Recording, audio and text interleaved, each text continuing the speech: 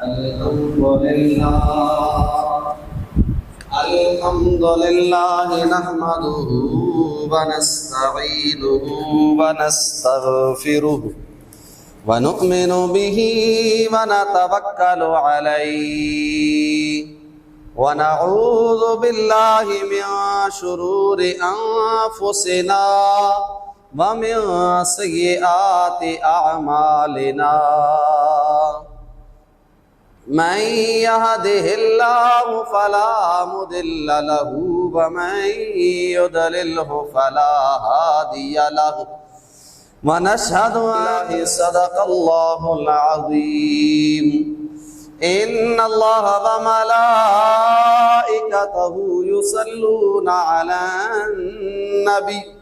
يا أيها الذين آمنوا صلوا عليه وسلموا تسليما اللهم صل على سيدنا ومولانا محمد وعلى آل سيدنا ومولانا محمد وبارك وسلم وصل عليه الصلاة والسلام عليك يا سيدي يا رسول الله وعلى آلك وأصحابك يا سيدي يا حبيب الله الصلاة والسلام عليك يا سيدي يا نبي الله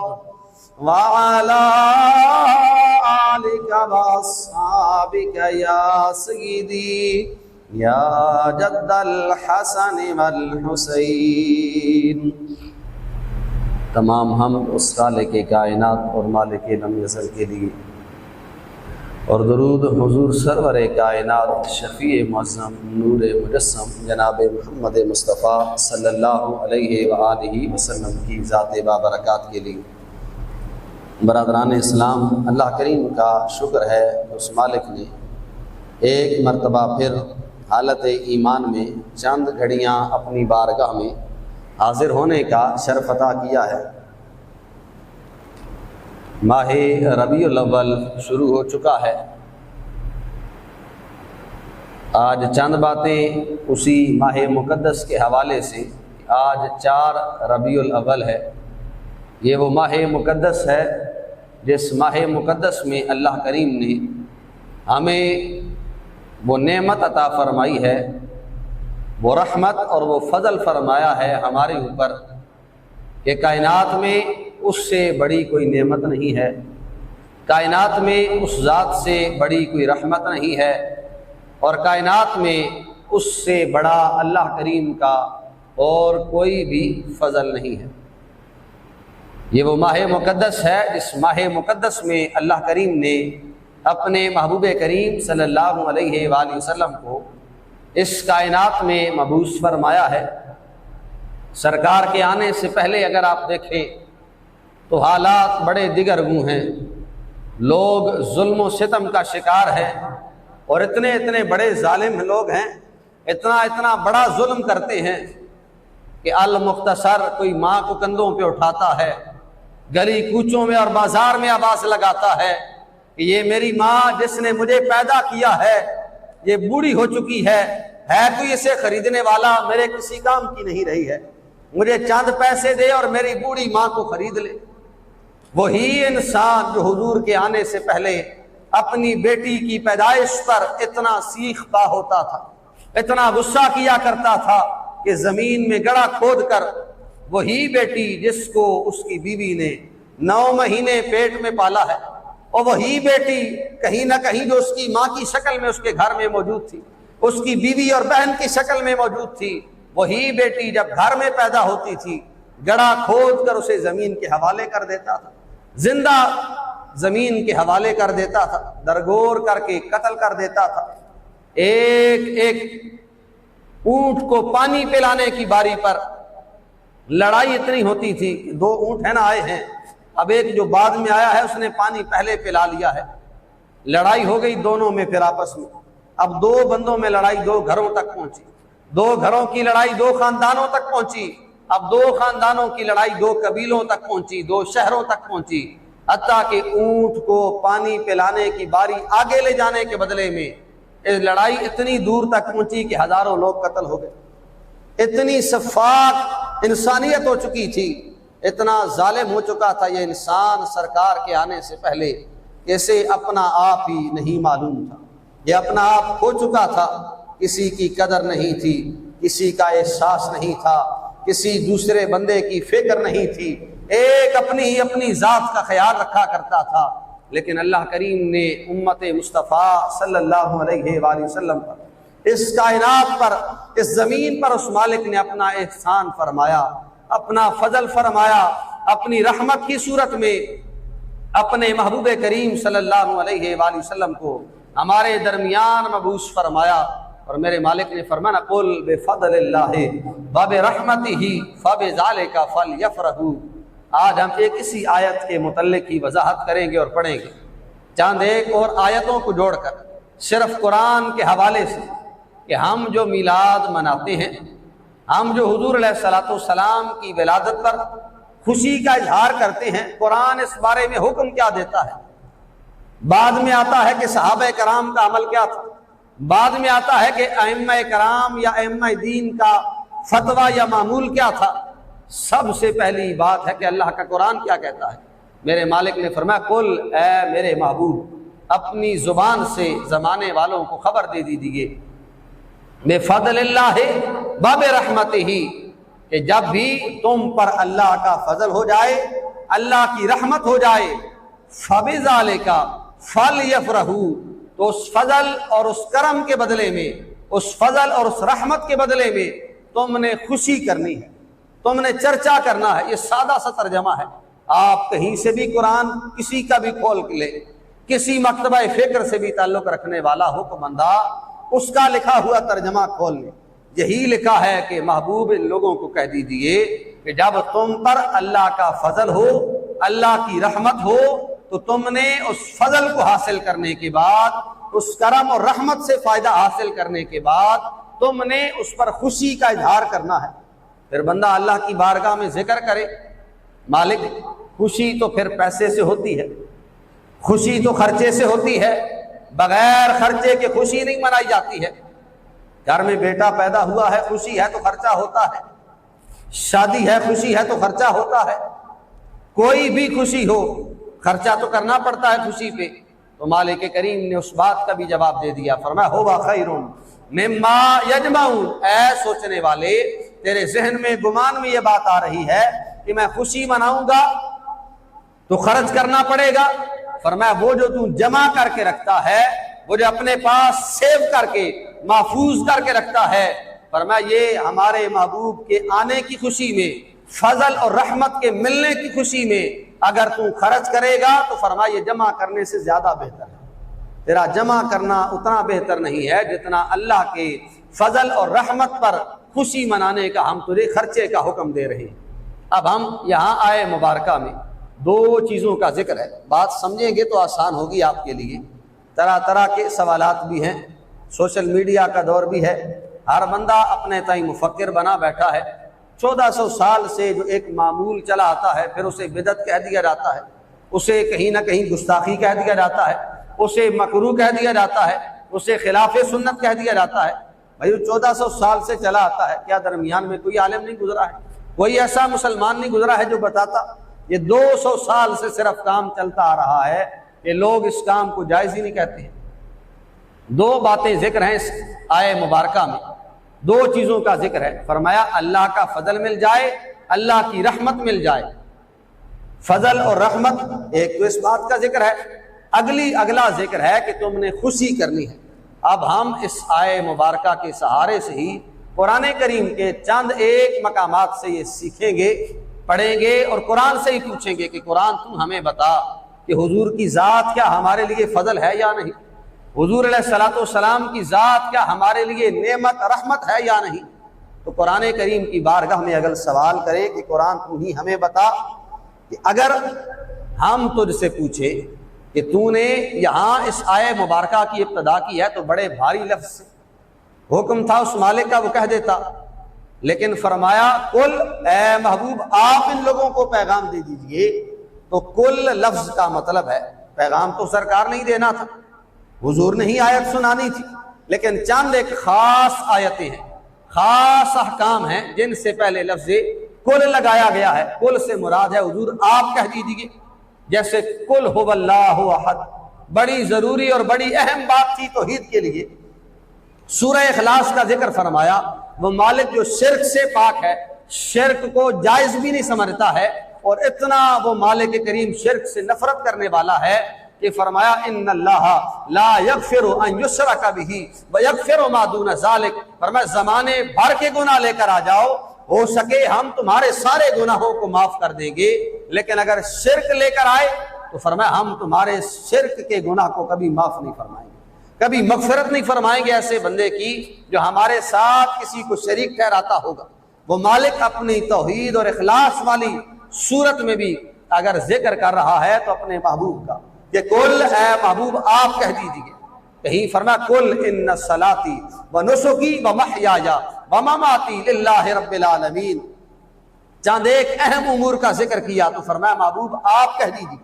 ویسے ہی وہ مالک کہہ دیتا، سرکار نے کہنا تھا، لیکن خاص چیز کا ذکر کرنا ہو تو اللہ کریم اس آیت کو کل کے الفاظ سے شروع فرماتا ہے۔ فرمایا محبوب آپ انہیں کہہ دیجئے ان صلاتی، بے شک میری نماز، و نسکی میری قربانی کرنا، و محیای میرا ساری زندگی زندہ رہنا، و مماتی میرا اس دنیا سے پردہ فرما جانا، للہ رب العالمین، گویا فرمایا میں جب سے پیدا ہوا ہوں تب سے لے کر آخری لمحے تک میری عبادت ہے، میری قربانی ہے، میرا خرچہ ہے، زندہ رہنا ہے یا دنیا سے چلا جانا ہے، یہ ساری چیزیں اللہ کی ذات کے لیے۔ بڑا خاص جملہ تھا، بڑی خاص بات تھی، تو آیت کو شروع کیا کل کے الفاظ سے۔ یہاں جو آیت ہم نے ذکر کی ہے، اس آیت کو بھی اللہ کریم نے کل کے الفاظ سے ذکر فرمایا۔ فرمایا کل، اے محبوب آپ کہہ دیجئے ان لوگوں کو۔ پہلے تو اس لفظ سے یہ بات ہمیں سمجھ آتی ہے کہ اگلی آنے والی بات بڑی اہم ہے، بڑی اہمیت کی حامل ہے، جیسے کل کے الفاظ سے ذکر کیا گیا ہے تو فرمایا بفضل اللہ وبرحمتہ، تمہیں اللہ کا فضل مل جائے، اللہ کی رحمت مل جائے۔ اب قرآن کریم سے ہم چند ایک مقامات سے سوال کریں گے کہ کون ہے اللہ کا فضل، کون ہے اللہ کی رحمت۔ بچے کو یہ آیت یاد ہے، سورہ انبیاء کی آیت ہے، آخری رکوع ہے، مالک نے واضح انداز میں ارشاد فرمایا وما ارسلناک الا رحمتا للعالمین، ہر چوک چوراہے میں پڑھی جانے والی آیت ہے۔ خوشی سے بندہ مومن اپنے محبوب کا ذکر کرتے ہوئے کہتا ہے ہم گنہگار ضرور ہیں، ہم سیاکار ضرور ہیں، لیکن ہم امت مصطفیٰ میں شمار ہیں۔ میرے سرکار نے فرمایا قیامت والا دن ہوگا، ہر بندہ میری رحمت کے نیچے آ جائے گا۔ کیسے؟ آج بھی حضور علیہ الصلوۃ والسلام کے روضہ مبارک کے ارد گرد دیواروں پر لکھا ہوا ہے میرے سرکار کا فرمان، قال قال رسول اللہ صلی اللہ علیہ وسلم شفاعتی لأہل الکبائر من امتی، او کما قال علیہ الصلوۃ والسلام، سرکار نے فرمایا میری امت کے بڑے بڑے گنہگار آئیں گے، کبیرہ گناہ کرنے والے آئیں گے، فرمایا بخشے بخشائے وہ ہیں جو نیکیاں کر کے نیکیاں لے کر آئیں گے، لیکن فرمایا بڑے بڑے گنہگار کھڑے ہوں گے، امت مصطفیٰ میں ان کا شمار ہوگا۔ سرکار نے فرمایا میں ان کی شفاعت کروں گا، اللہ کریم ان کے سارے گناہوں کو معاف فرما دے گا۔ تو سرکار کی ذات ہمارے لیے باعث رحمت ہے۔ اللہ کریم نے واضح فرمایا وما ارسلناک الا رحمتا للعالمین۔ میں اس آیت کی تفصیل میں الفاظ کے معنی میں نہیں جانا چاہتا، سادہ سا ترجمہ فرمایا وما ارسلناک، محبوب ہم نے آپ کو نہیں بھیجا ہے، ہاں مگر ایک خاص صفت آپ کو دے کر بھیجی ہے، اور وہ صفت کیا ہے؟ رحمتا للعالمین، ہم نے آپ کو سارے جہانوں کے لیے رحمت بنا کر بھیجا ہے، آپ رحمت ہیں۔ ایک لفظ اس آیت کا یہاں سے مل گیا کہ اللہ کریم نے اس آیت میں فرمایا تھا جب تمہیں اللہ کا فضل ملے، اللہ کی رحمت ملے تو تم نے خوشی منانی ہے۔ اب ایک تو ثابت ہو گیا کہ حضور اللہ کی رحمت، اور اس سے بڑی کوئی رحمت نہیں ہے مالک، کائنات میں اس سے بڑی کوئی رحمت نہیں ہے بندہ مومن کے لیے، کہ سب سے بڑی رحمت حضور کی ذات ہے۔ آگے چلے تو اللہ کریم نے قرآن کریم میں ارشاد فرمایا فلولا فضل اللہ علیکم ورحمتہ لکنتم من الخاسرین، عام بندہ مومن کو خطاب اور خصوصاً صحابہ کرام کو خطاب ہے۔ میرے مالک نے فرمایا اے لوگو، اگر اللہ کریم تم پر اپنے محبوب کے ذریعے فضل نہ کرتا، اب فضل کیا تھا صحابہ کرام پر، کہ وہ جو پہلے بچیوں کو زندہ درگور کر دیا کرتے تھے، وہ جو پہلے ماں کو کندھوں پہ اٹھا کے میلے میں بیچایا کرتے تھے، وہ جو پہلے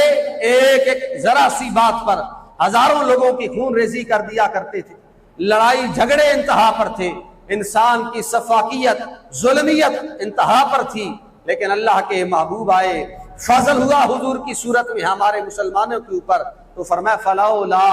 فضل اللہ علیکم ورحمتہ، اے لوگو اگر تم پر اللہ کا فضل نہ ہوتا، اللہ کی رحمت نہ ہوتی۔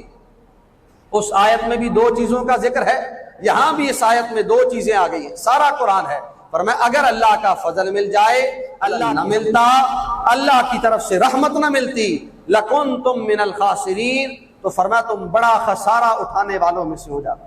تم خائب و خاسر ہو جاتے، تم ذلیل و خوار ہو جاتے اگر ہمارا محبوب تمہیں نہ ملا ہوتا۔ ایک اور مقام پر اللہ کریم نے فرمایا ولولا فضل اللہ علیکم ورحمتہ لاتبعتم الشیطان الا قلیلا، سرکار کے آنے سے پہلے جہاں ظلم انتہا پر تھا، وہاں چند ایک لوگ اپنے رشتہ داروں کو بتوں کی پوجا کرتے ہوئے دیکھتے بھی تھے، لیکن پھر بھی بتوں کی پوجا اور عبادت نہیں کرتے تھے، جن میں سے ایک خاص نام حضرت سیدنا صدیق اکبر رضی اللہ تعالیٰ عنہ کا ہے۔ 40 سال میں سرکار نے نبوت کا اعلان فرمایا، حضرت ابو بکر کی عمر بھی تقریباً حضور کے آگے پیچھے سالوں میں آتی ہے، لیکن اتنی عمر گزارنے کے بعد بھی حضرت سیدنا صدیق اکبر کا یہ خاصہ تھا کہ آپ کے عزیز و اقارب رشتہ دار بتوں کی عبادت اور پوجا کرتے تھے، لیکن حضرت صدیق اکبر اس وقت بھی نرمی اور خلوص کے اس انتہا پر تھے کہ آپ اعلان نبوت جو نہیں ہوا تھا، لیکن آپ فطرت پر تھے، اور صاحب فطرت ہوتے ہوئے آپ بتوں کی عبادت اور پوجا نہیں کرتے تھے۔ یہاں اللہ کریم نے اس بات کی طرف اشارہ کیا ہے، فرمایا ولولا فضل اللہ علیکم ورحمتہ لاتبعتم الشیطان الا قلیلا، فرمایا اگر تم پر اللہ کا فضل نہ ہوتا، اللہ کی رحمت نہ ہوتی، اور یہ فضل اور رحمت حضور کی ذات ہے، فرمایا اگر تم پر اللہ کا فضل نہ ہوتا، اللہ کی رحمت نہ ہوتی، لاتبعتم الشیطان، تو فرمایا تم زیادہ تر لوگ شیطان کی پیروی کرتے، شیطان کا کہا مانتے، الا قلیلا،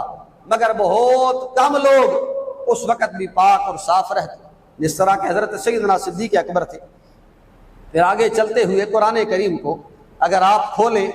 غور کریں کہ اللہ کریم نے کس مقام پر حضور کو اپنا فضل کہا ہے۔ میرے مالک نے فرمایا وَعَلَّمَكَ مَا لَمْ تَكُنْ تَعْلَمْ، محبوب ہم نے آپ کو ہر وہ چیز بتا دی ہے۔ میں اگر ان الفاظ پر گفتگو کروں نا، بڑا لمبا مواد ہے، بخاری و مسلم کے الفاظ میں سے کہ سرکار کا علم کتنا تھا، اور جب اللہ کریم نے واضح فرما دیا، آپ کہیں سے بھی اٹھا کر پڑھ لیں، سورہ احزاب ہے، سورہ نساء ہے، 4واں پارہ ہے، اللہ کریم نے فرمایا وَعَلَّمَكَ مَا لَمْ تَكُنْ تَعْلَمْ، اے میرے محبوب آپ کو جس بات کی خبر نہیں تھی، ہم نے آپ کو ساری باتوں کا علم عطا فرما دیا ہے۔ پھر ہمیں کہا جاتا ہے کہ حضور کو علم غیب نہیں تھا، سرکار کو اس بات کی خبر تھی اور اس بات کی خبر نہیں تھی۔ یہاں آیت کا اتنا سا اگر معنی سمجھ لیا جائے، الفاظ پر غور کر لیا جائے، تو گویا پتہ یہ چلتا ہے کہ جس بات کی خبر اللہ کریم کی ذات رکھتی ہے، اللہ کریم نے اس بات کی خبر اپنے محبوب کو عطا فرمائی۔ فرمایا وَعَلَّمَكَ مَا لَمْ تَكُنْ تَعْلَمْ، محبوب جو تو جانتا نہیں تھا، ہم نے تمہیں وہ علم عطا فرمایا ہے۔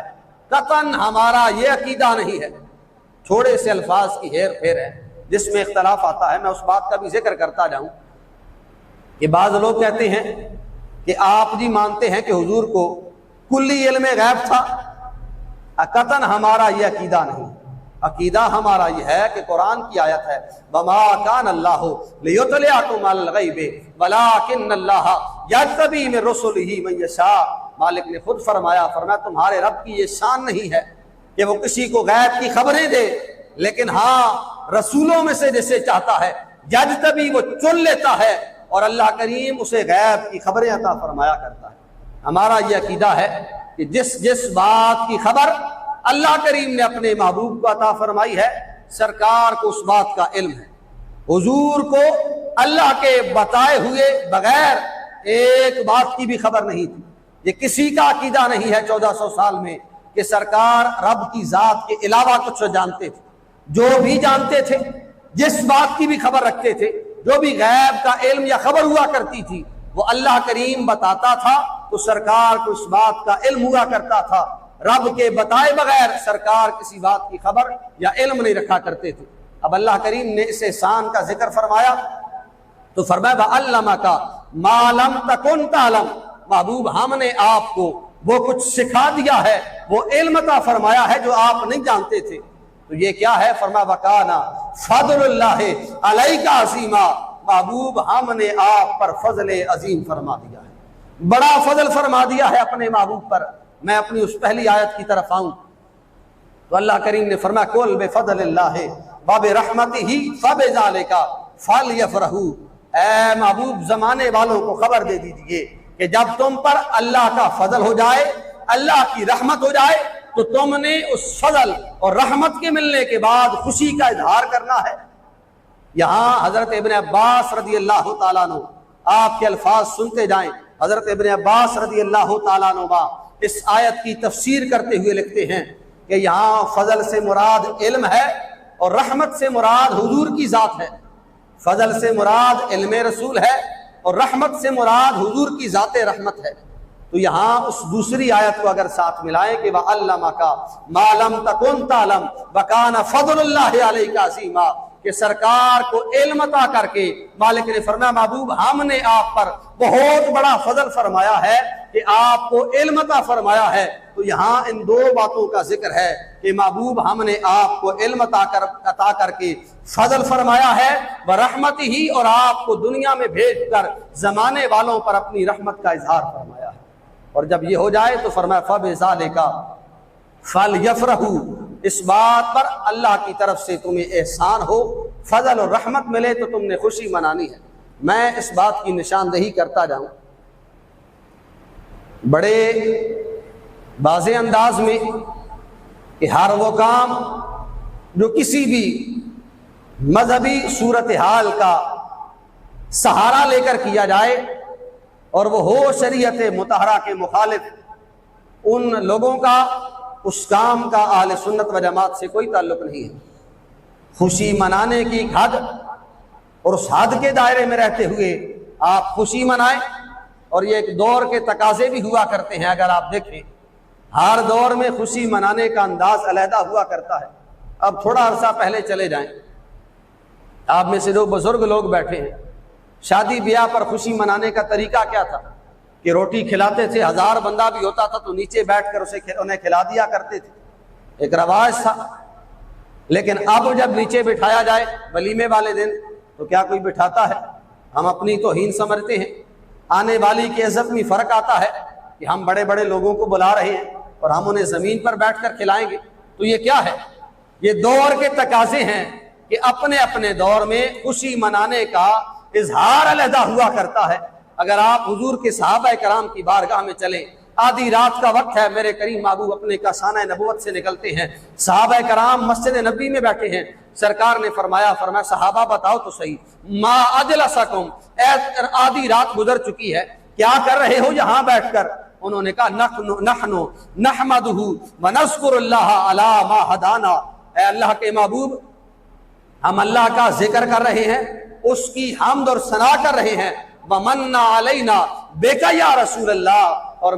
مالک کے محبوب ہم آپ کا تذکرہ کر رہے ہیں، آپ کا ذکر خیر کر رہے ہیں، ہم اس احسان پر شکریہ کر رہے ہیں جو مالک نے آپ کے ذریعے ہمارے اوپر فرمایا ہے کہ اپنا محبوب ہمیں عطا فرما دیا ہے۔ کسی حدیث کی کتاب کو کھول کر دیکھ لیں، ترجمہ یہی ہوگا کہ ومن علینا بک یا رسول اللہ، محبوب جو آپ کے ذریعے آپ کی صورت میں اس مالک نے ہمارے اوپر احسان فرمایا ہے، ہم اس کا تذکرہ کرنے کے لیے آدھی رات گزر جانے کے بعد بھی یہاں بیٹھے ہوئے ہیں۔ حضور نے فرمایا صحابہ کیا قسم دیتے ہو اس بات پر؟ قسم اٹھاتے ہو؟ صحابہ کرام نے کہا واللہ، اے اللہ کے محبوب ہم قسم دیتے ہیں ہمارا کوئی ارادہ اور نہیں ہے، کوئی اور وجہ سے نہیں بیٹھے ہیں۔ تو میرے سرکار نے فرمایا صحابہ مجھے تمہارے کلام میں شک نہیں تھا، مجھے تمہاری بات اور تمہارے قول میں شک نہیں تھا، میں اس لیے تمہیں قسم دے رہا ہوں کہ میں اپنے بستر پر تھا، اللہ کا فرشتہ آیا ہے اور اس نے مجھے آ کر کہا ہے کہ محبوب جا کر دیکھیں جو لوگ اس وقت مسجد نبی میں بیٹھ کر جس چیز کا تذکرہ اور ذکر کر رہے ہیں، اللہ کریم کو وہ ذکر اتنا پسند آیا ہے کہ اللہ کریم اس ذکر کو ملائکہ کے درمیان فخر کر رہا ہے۔ وہ مالک فخر کر رہا ہے کہ دیکھو لوگ مسجد نبی میں بیٹھ کر آدھی رات گزر جانے کے بعد حضور کا تذکرہ کرتے ہیں۔ ہم کیا کرتے ہیں؟ زیادہ سے زیادہ میں اگر شروع سے بات لے کر آؤں، جیسے شروع سے ہی ناجائز قرار دیا جاتا ہے۔ اب ہم نے 2 ستمبر کو منگل والے دن اپنی اس مسجد میں محفل پاک کا انعقاد کیا ہوا ہے، اس کی دعوت بھی ہے آپ کو، لیکن اس میں اگر آپ دیکھیں ہم نے کیا کرنا ہے، اشتہار بنوایا ہے،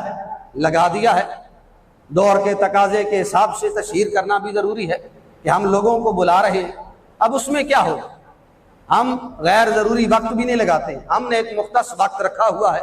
ہم اس پہ عشاء کی نماز کے فوراً بعد محفل شروع کریں گے، تلاوت کلام پاک کریں گے۔ کیا کسی کا یہ عقیدہ ہے کہ قرآن کی تلاوت جائز نہیں ہے؟ کسی کا عقیدہ ہے؟ بولیں گے ذرا اس بات پر، کسی کا عقیدہ ہے؟ کسی کا بھی نہیں ہے۔ اس کے بعد ہم نعت رسول مقبول صلی اللہ علیہ وآلہ وسلم پڑھیں گے، شرعی طریقے کے مطابق جو الفاظ شریعت نے جائز قرار دیے ہیں، یہاں سے وہی الفاظ آپ کو سننے کو ملیں گے۔ تو کیا کسی کا یہ عقیدہ ہے کہ سرکار کی نعت جائز نہیں ہے؟ کسی کا عقیدہ نہیں ہے۔ اس کے بعد کیا ہوگا، بعض و نصیحت ہوگی، بیان ہوگا، تقریر ہوگی، جس میں حضور علیہ الصلوۃ والسلام کی حدیث پڑھی جائیں گی، قرآن کی آیتیں پڑھی جائیں گی۔ اس کے بعد کیا ہوگا، دعا ہوگی، لنگر لگایا جائے گا، لنگر کھایا جائے گا۔ اب اس میں کوئی ایسی بات نہیں ہے جو آپ کو لگے کہ یہ حرام ہے، کوئی ایسی بات نہیں ہے۔ کہیں نہ کہیں ہر مکتبہ فکر، ہر بندہ اپنے طریقے سے یہ کام کرتا جاتا ہے۔ ہم نے محفل میلاد کا ٹائٹل یہ رکھا ہے کہ میلاد کی محفل ہے، جس نے عید میلاد النبی ہے، حضور کی آمد کا تذکرہ ہے، سرکار کی آمد ہے تو مرحبا ہے۔ اب کسی نے اس کو بدل کر سیرت النبی کا ٹائٹل دے دیا ہے اور یہ کہا ہے کہ میلاد جائز نہیں ہے۔ بھائی کیا صرف ٹائٹل بدلنے سے سارا کچھ جائز ہو جاتا ہے؟ وہ جو ہم کر رہے ہیں وہ جائز نہیں ہے اور جو آپ کر رہے ہیں وہ جائز ہے؟ کہاں سے یہ بات ثابت ہوئی؟ اس سے آگے ہم کیا کرتے ہیں، اپنے تائیں ہم کرتے ہیں کہ ہم کہیں لائٹیں لگا لیتے ہیں، کہیں جھنڈیاں لگا لیتے ہیں، کہیں خوشی کا اظہار کرنے کے لیے خرچہ کر لیتے ہیں، نئے کپڑے سلوا لیتے ہیں، نیا جوڑا پہن کر حضور کی ولادت پر خوشی مناتے ہیں۔ ہم گلیوں میں چوراہوں میں اس بات کا ذکر اور تذکرہ کرتے ہیں۔ آپ مجھے بتائیں کہ کیا خوشی منانے کا یہ انداز کسی نے حرام لکھا ہے؟ کیوں ناجائز ہے؟ ہر وہ چیز جو شریعت سے نہ ٹکراتی ہو، خوشی منانے کے لیے وہ صورت جائز بنتی ہے۔ اور میں نے اس بات کی وضاحت کی ہے بڑے ببانگے دول کہ اللہ کریم کے قرآن نے یہ بات کہی ہے کہ قل بفضل اللہ وبرحمتہ، کہ اے لوگو جب تمہیں اللہ کا فضل مل جائے، اللہ کی رحمت مل جائے، اور یہ باقی آیتوں سے ثابت کیا ہے کہ سرکار کی ذات اللہ کی رحمت بھی ہے، سرکار پر اللہ نے فضل بھی کیا ہے، حضور اللہ کا فضل بھی ہے، وہی ہمارے لیے فضل ہے، وہی ہمارے لیے سب سے بڑی رحمت ہے۔ تو فرمایا جب یہ مل جائے فَلْيَفْرَحُوا، تو حکم یہ ہے بندہ مومن کے لیے کہ اپنے تائیں اپنے حساب سے خوشی کرتا رہے، پھر خرچ کرے تو فرمایا ہوگا خیر مما یجمعون۔ سادہ الفاظ میں اگر کہوں تو ہم یہ کہیں گے کہ سرکار کی آمد پر ہم اس فضل اور رحمت پر اللہ کا شکر کرتے ہوئے، اس کے احسان پر شکر بجا لاتے ہوئے اگر خرچہ کرتے ہیں تو اس لیے کرتے ہیں کہ میرے مالک نے فرمایا ہوگا خیر مما یجمعون، وہ جو تم بچا کے رکھتے ہو، وہ جو تم جمع کر کے رکھتے ہو، اگر میرے محبوب کے فضل اور رحمت ہونے کے بدلے میں تم اسے خرچ کرتے ہو تو اللہ کریم نے فرمایا تمہارا جمع کرنے سے بہتر ہے کہ تم ہمارے محبوب کی ولادت میں اسے خرچ کیا کرو۔ تو یہ آیہ مبارکہ کی تفصیل، اس کی تشریح اور وضاحت ہے۔ ہم جو کچھ کرتے ہیں شریعت کے مطابق ہو تو ہم اسے ڈیفینڈ کرتے ہیں، اگر کہیں خرافات ہوتی ہیں، شریعت کے مخالف کوئی کام ہوتا ہے، نہیں ہمارا اس سے کوئی تعلق ہے اور نہیں ہم اسے ڈیفینڈ کرتے ہیں۔ پہلا اعلان تو یہ ہے آپ کے لیے کہ جیسے ذکر کیا ہے کہ 2 ستمبر کو بروز منگل انشاءاللہ تعالی ہماری اس مسجد رحمانیہ میں محفل میلاد مصطفیٰ صلی اللہ علیہ وآلہ وسلم منعقد ہو رہی ہے، جس میں خصوصی نعت جو ہے وہ عالمی شہرت یافتہ جناب حاجی محمد یوسف میمن صاحب کے شاگرد خاص ہیں، محمد احسان نقشبندی صاحب۔ آپ نے یہاں پچھلے سال انہیں سنا بھی ہے۔ وہ ہلا گلا زیادہ نہیں کرتے ہیں، آگے پیچھے سٹیج پر دوڑتے نہیں ہیں، بلکہ کھڑے ہو کر ادب کے ساتھ ہاتھ باندھ کر خوبصورت طریقے سے خوبصورت انداز میں نعت رسول مقبول پیش کرتے ہیں۔ اس لیے ہم نے انہیں بلایا ہے، انہیں بھی سننے کے لیے آئیں۔ اور ایک وقت مقرر ہے محفل پاک کا 9:15 بجے انشاءاللہ تعالی۔ جو نعت خوان آ رہے ہیں احسان بھائی، انہیں دعوت دے دی جائے گی انشاءاللہ۔ 2-4 منٹ اوپر نیچے ہوئے تو وہ وقت کے حساب سے، اس سے زیادہ لیٹ نہیں کریں گے۔ اس کے بعد 10:15 بجے انشاءاللہ تعالی حضرت علامہ مولانا پیر محمد انور قریشی ہاشمی صاحب پنڈ دادن خان سے تشریف لا رہے ہیں، وہ خطاب فرمائیں گے۔ تو تمام احباب سے گزارش ہے کہ اس محفل پاک میں شرکت کریں۔ وقت بھی زیادہ ہو رہا ہے، لیکن میں جو گزارش کرنا چاہتا ہوں کہ ہم پہلے ایک صورتحال اپناتے تھے کہ جس حساب سے ہم اگرائی کرتے تھے، جیسے پچھلے جمعے کو بھی اعلان کیا تھا کہ اگلے جمعہ کی اگرائی جو ہے وہ ہم محفل پاک کے لیے کریں گے۔ اس میں دوسری کوئی رائے نہیں ہے کہ یہ ضروریات مسجد میں سے بھی ہے کہ لوگوں کو دین کا پیغام پہنچایا جائے، کہ جائز ہے یا نہیں ہے۔ میں اس بات کی طرف نہیں جانا چاہتا، ہر صورت میں جائز ہے، لیکن اس وقت اس دفعہ مشورہ کچھ اور ہے کہ جس طرح جمعہ کی اگرائی ہوتی ہے، بعض احباب پیسے لے کر آتے ہیں کہ ہم نے مسجد کے لیے دینے ہیں، پھر گلہ اور شکوہ یہ ہوتا ہے کہ پھر آپ نے محفل پر لگا دیے ہیں۔ تو ان کے لیے یہ سہولت ہے، جو مسجد میں دینا چاہتا ہے وہ جس طرح اگرائی ہوتی تھی اسی وقت میں اگرائی ہوگی، آپ نے اس وقت دینا ہے۔ اور جس بندے نے محفل پاک میں اپنا حصہ شامل کرنا ہے وہ ابھی اٹھے اور اپنا محفل پاک میں حصہ شامل کرے۔ جس نے جتنا بھی حصہ دینا ہے، کوئی ضروری نہیں ہے کہ آپ نے 1000 دینا ہے، آپ نے 5000 دینا ہے۔ میں بڑے لوگوں سے گزارش کروں گا جو مسجد سے زیادہ تعلق رکھنے والے ہیں، ماشاءاللہ ثاقب بھائی اٹھائے ہیں، کہ ہمارا پہلا حق بنتا ہے، ہم جو زیادہ تعلق رکھنے والے ہیں، کہ ہم آگے بڑھے، مسجد کے معاملات میں تعاون کریں۔ میں تمام احباب سے گزارش کروں گا کہ اٹھیں اور جتنا ہو سکتا ہے 1-2 شعر پڑھیں گے، اس میں آپ جتنا بھی کر سکتے ہیں۔ آپ میلاد یہ صرف پیسے محفل میلاد کے لیے، جمعہ کی اگرائی ہم اذان کے وقت جو کرتے ہیں اسی طرح کریں گے۔ سبحان اللہ سبحان اللہ سبحان اللہ سبحان اللہ۔ سارے میرے ساتھ مل کے پڑھ لیں، سبحان اللہ سبحان اللہ سبحان اللہ سبحان اللہ۔ اس صورت نو میں جانا کھا کے جانے جانا کھا سچ آکھاں تیرا بدی میں شان آکھاں جس شان تو شانہ سب بڑیا سبحان اللہ سبحان اللہ سبحان اللہ۔ آخر دعوانا